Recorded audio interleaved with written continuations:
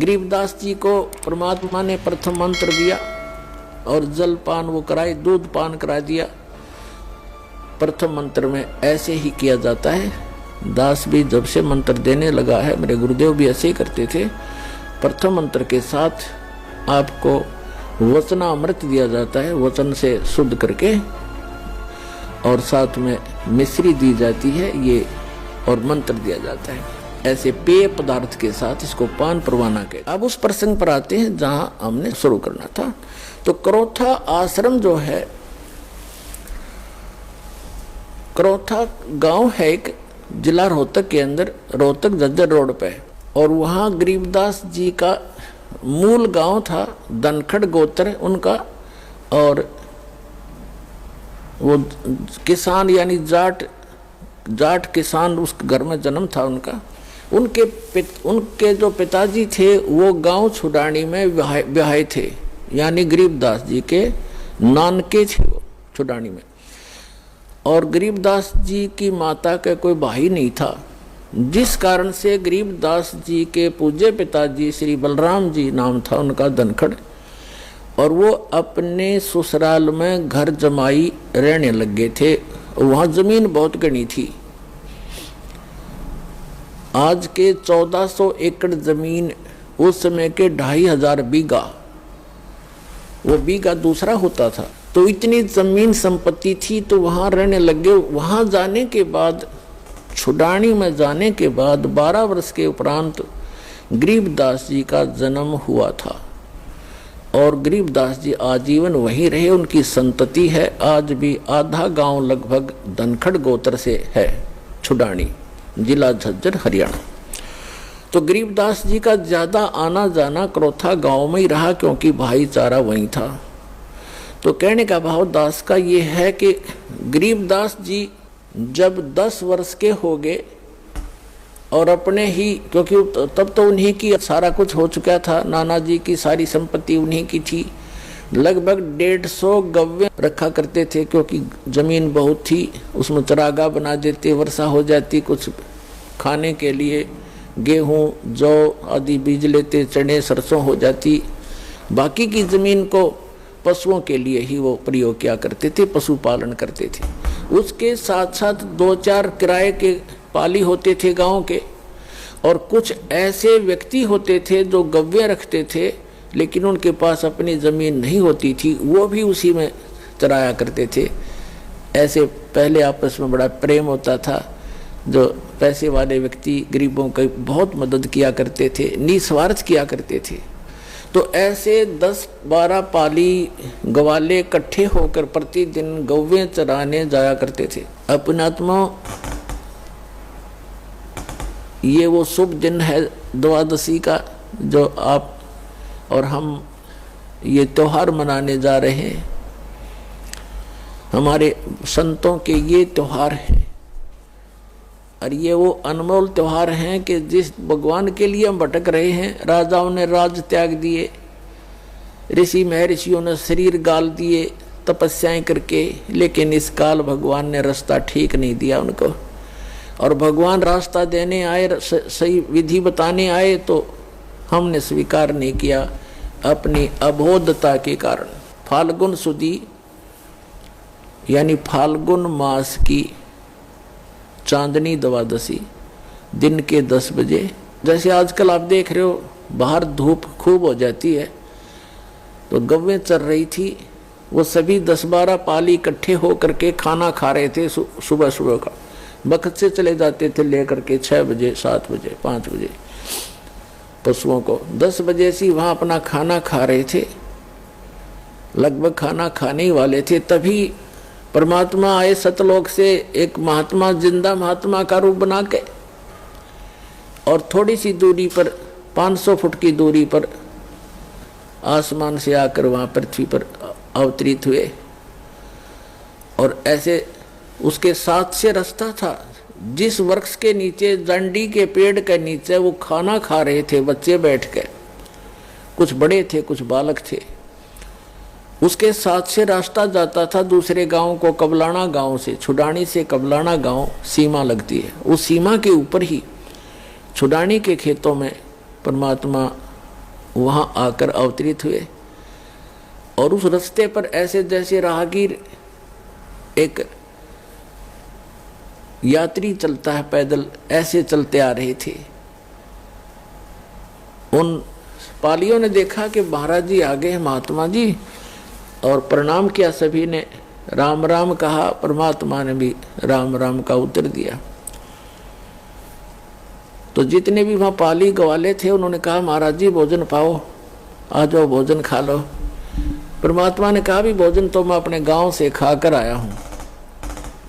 बच्चों ने सोचा कोई डेरा होगा कि कहाँ से आए हो महात्मा जी। उन्होंने कहा कि मैं सतलोक से चलकर आया हूँ भाई, मेरा गांव है सतलोक। बच्चों ने सोचा होगा कोई सतलोक गांव भी होगा भाई कितना। फिर महाराज जी भोजन खा लो, भोजन नहीं खाओगे ना तो दूध तो पीना पड़ेगा अपना, क्योंकि हम अतिथि को ऐसे बगैर खाए पिए जाने नहीं देते। एक प्रेम भाव से आतिथ्य सत्कार करने के लिए उन्होंने ऐसे बोला। तो परमात्मा ने कहा भाई दूध पिलाना चाहते हो तो पिला दो, मैं कंवारी गाय का दूध पीता हूँ। अब जो बड़े बड़े पाली थे, कोई 40 वर्ष का, कोई 50 वर्ष का, कोई 30 वर्ष का, कोई 20 वर्ष का, वो कहने लगे महाराज जी आपकी दूध पीने की नीत नहीं है, आप तो मजाक करते हो। कंवारी गाय कोई दूध दे सकती है? गाय तो जिसको बच्चा हो चुका हो, लागड़ गाय ही दूध दे सकती है। परमात्मा बोले भाई देख लो, यदि दूध पिलाना है तो कंवारी गाय का पीता हूँ। तब गरीबदास जी खड़े हुए, 10 वर्ष के बालक थे।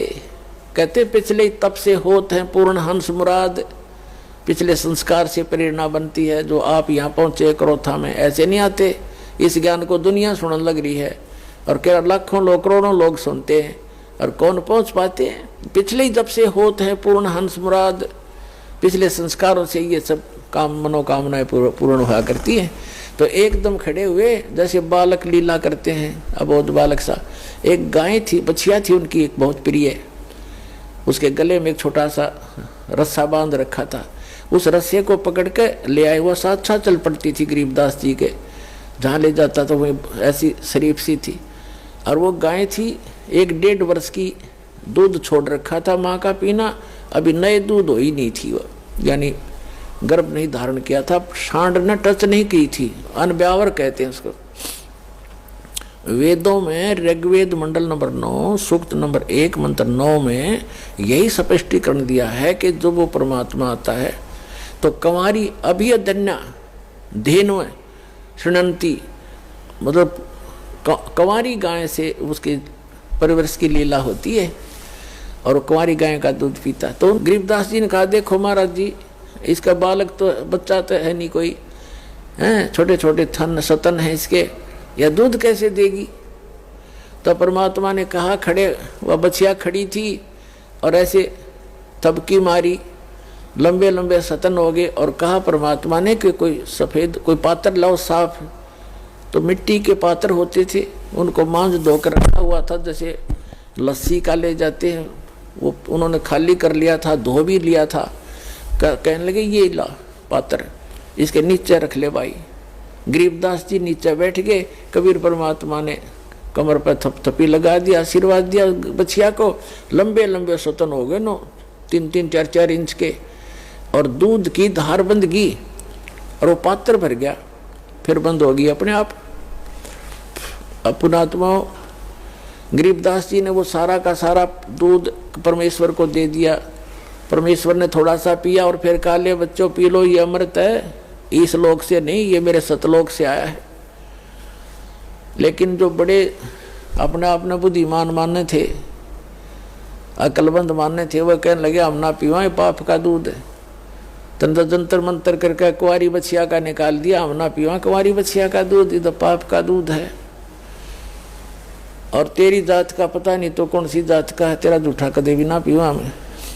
तब गरीबदास जी ने कहा 10 वर्ष के बालक ने, ला मुझे दो भगवान, आपका अमृत कब कब प्राप्त हो हमें। तो पुण्यात्माओं ये कहते हैं पालने में पूत के पैर पहचान हो जाती है, बचपन से ही उसमें कुछ ऐसे विलक्षण गुण होते हैं जो पुण्यात्मा होती हैं। ऐसी पुण्यात्माओं को परमात्मा आकर मिलते, उसका विधान है ऋग्वेद मंडल नंबर 9 सूक्त नंबर 86 मंत्र 26 और 27 में, ऋग्वेद मंडल नंबर 9 सूक्त मंत्र 82 मंत्र 1, 2, 3 में, ऋग्वेद मंडल नंबर 9 सूक्त 20 के मंत्र 1 में, ऋग्वेद मंडल नंबर 9 सूक्त 54 के मंत्र 3 में, ऋग्वेद मंडल नंबर 9 सूक्त 94 के मंत्र 1 में, ऋग्वेद मंडल नंबर 9 सूक्त 95 के मंत्र 2 में, ऋग्वेद मंडल नंबर 9 सूक्त 1 मंत्र 9 में, ऋग्वेद मंडल नंबर 9 सूक्त 96 के मंत्र 16 से लेकर 20 में यही प्रमाणित किया है कि वो परमात्मा ऊपर के लोक में रहता है, सह शरीर है, नर आकार है, सिंहासन की तरह राजा की तरह सिंहासन पर विराजमान है, वहां से गति करके आता है, सह शरीर आता है, अच्छी आत्माओं को मिलता है, उनको उपदेश देता है, ज्ञान देता है, सत्य भक्ति बताता है, और यहाँ कवियों की तरह आचरण करता हुआ घूमता है, वाणी के द्वारा अपना महिमा गाता है, लोकोक्तियों के माध्यम से, दोहों के माध्यम से, जिस कारण से एक प्रसिद्ध कवियों में से भी एक प्रसिद्ध कवि का की उपमा उपाधि भी प्राप्त करता है, लेकिन वो होता है भगवान। ये निष्कर्ष है चारों वेदों का। तो पुण्यात्माओं, उसी विधान अनुसार वो परमात्मा वहां आए, गरीबदास जी से फिर ज्ञान सुनाने लगे। वो उन अच्छी आत्माओं में से एक थे, वो महापुरुष आदरणीय गरीबदास साहिब जी, जो छुड़ानी के बालू में जन्मे थे, और वहां आकर के परमात्मा ने उनको सतज्ञान दे दिया। फिर गरीबदास जी ने आग्रह किया कि हे भगवान, आप जो ऐसा सुखमय स्थान बताते हो जहां हम पहले रहा करते थे सभी, और वहां कोई अभाव नहीं, वहां ऐसी फुहार गिरती रहती है, सुंदर शरीर है, नाश नहीं होता, कभी व्रत नहीं होते, कभी रोग नहीं होता, मृत्यु नहीं होती, सबके परिवार हैं, वहां आपके घर बने बनाए शेष खाली पड़े हैं, क्या मुझे वो स्थान दिखाओगे? परमात्मा तो अपना गवाह बनाने के लिए आते ही है कि मेरा गवाह बने, दुनिया को बताएगा। फिर छाती ठोक के गरीबदास जी को परमात्मा ने प्रथम मंत्र दिया और जल पान वो कराए, दूध पान करा दिया। प्रथम मंत्र में ऐसे ही किया जाता है, दास भी जब से मंत्र देने लगा है, मेरे गुरुदेव भी ऐसे ही करते थे। प्रथम मंत्र के साथ आपको वचनामृत दिया जाता है, वचन से शुद्ध करके, और साथ में मिश्री दी जाती है ये, और मंत्र दिया जाता है। ऐसे पेय पदार्थ के साथ इसको पान परवाना कहते हैं। तो गरीबदास जी को ऐसे पान परवाना दिया था दूध के साथ, और फिर सतलोक